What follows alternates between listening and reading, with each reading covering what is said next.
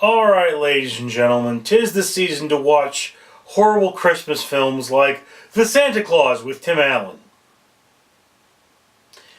Yes, Santa Claus, a magical being, falls off Tim Allen's roof, dies, and Tim Allen puts on the suit and becomes the new Santa. Now, you expect me to believe this crap? No, obviously not me, because my dad really is Santa, and being the fact that my dad really is Santa, well, I have a very unique understanding of Santa. A bad one. But this is not the point. Now look, so not only do we need to suspend our disbelief in the world of Santa, but we have to look at this man going through this fish out of water story of him becoming Santa and dealing with the fact that he looked like Tim Allen, and now he's a big jolly fat guy who can eat cookies all day without having any health problems, which kind of begs a question, huh?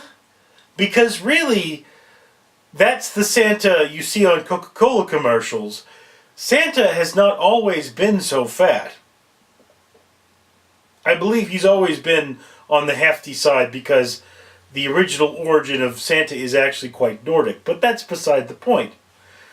Now, in addition to Santa Claus being Tim Allen here, his character is also a divorcee with a son he has limited visitation rights to, and his replacement as a husband is played by none other than Judge Reinhold.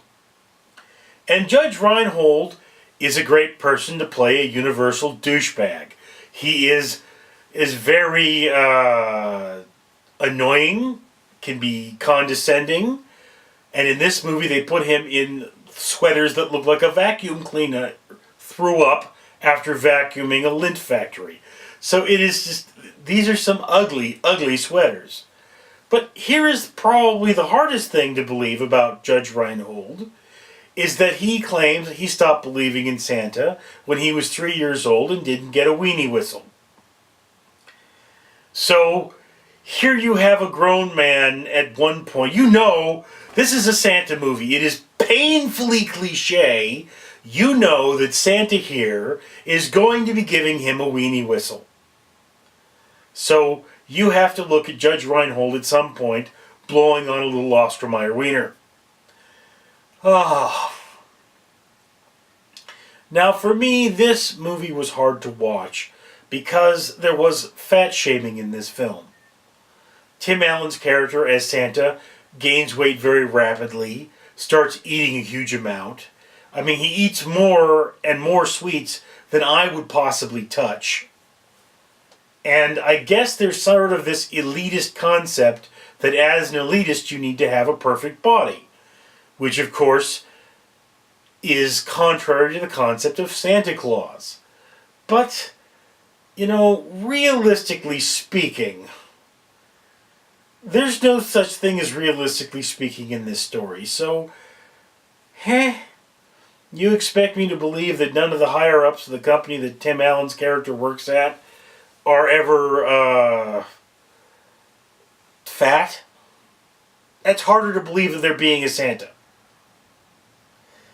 And another thing about this film is they keep talking about Santa technologies. So the dude has magic, but despite the fact that he has magic, he needs technology, like the sleigh has radar and stuff.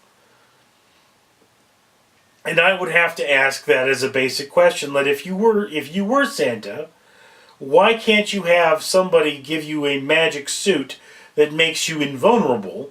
Because let's just be honest here, the guy is immune to fire, because he's Santa, he comes down a chimney, and he has got to be immune to homeowners running out there with a gun saying, you know, hey, what are you doing in my house?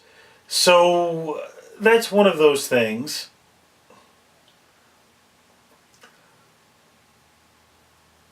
Ugh. You know, I would have respected this movie a lot more if it had looked into the actual Christmas lore and brought up things like the tradition of walnuts and oranges in your stocking. Because that is a thing. I mean, that used to be a tradition. I used to get walnuts and oranges. My mother would do that. And now in my household, we never believed in Santa. So, well, we never believed in Santa. So Mom would bring me some oranges and say, Merry fucking Christmas. Because that was my mother. She was not the kind of person that screwed around, we're Jewish. But that's beside the point. Yeah, my mother's Jewish, my father's Santa Claus. What do you want?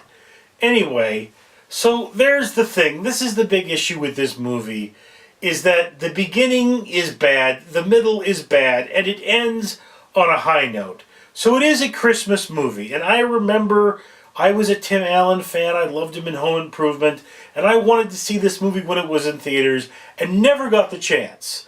So then, when it came out on Netflix, I said, okay, I'm going to go see this movie. And it took me 3 days to finish watching it, because it was so bad. And incidentally, there is nothing in this movie for the adults. There's no like, oh, yes, here's this hot chick for you to look at. No.